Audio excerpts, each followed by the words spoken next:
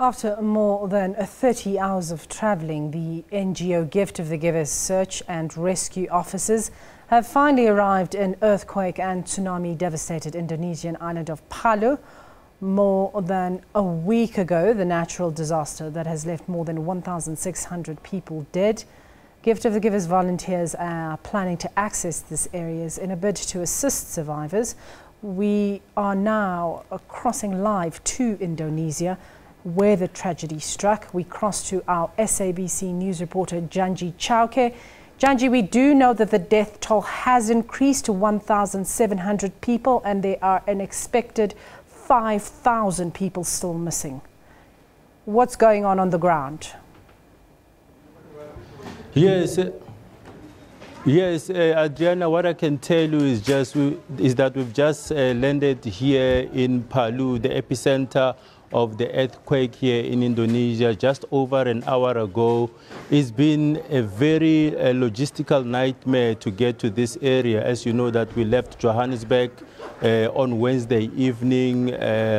We've been traveling for more than 30 hours and we touched down here just over an hour ago.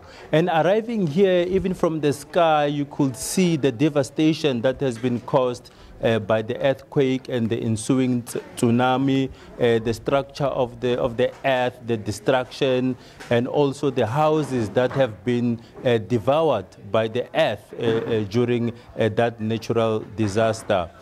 Jumping out of the plane as we went into the airport, you could see the airport also took quite a beating. There are cracks on the floor, cracks on the walls, and also on the roof. We were welcomed by local Home Affairs officials as well as customs.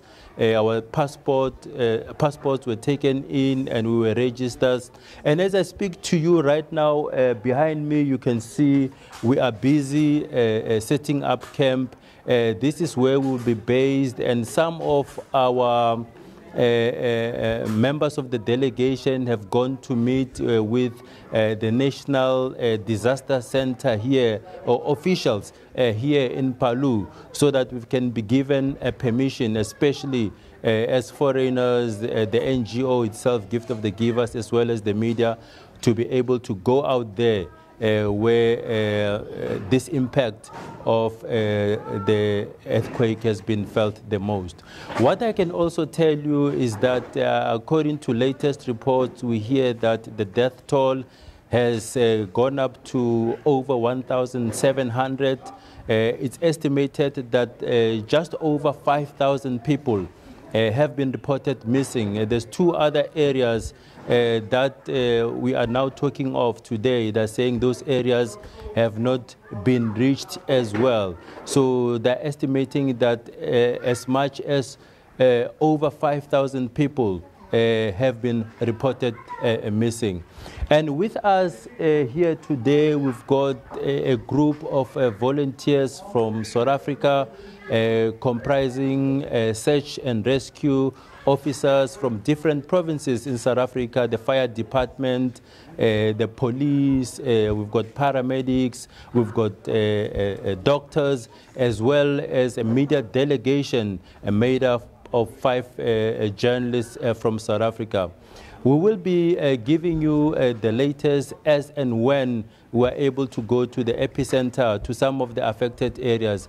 They're reporting that there are still those remote areas that have not been accessed as yet, where aid is needed the most. So we'll be reporting from those areas as soon as we are able to set foot there.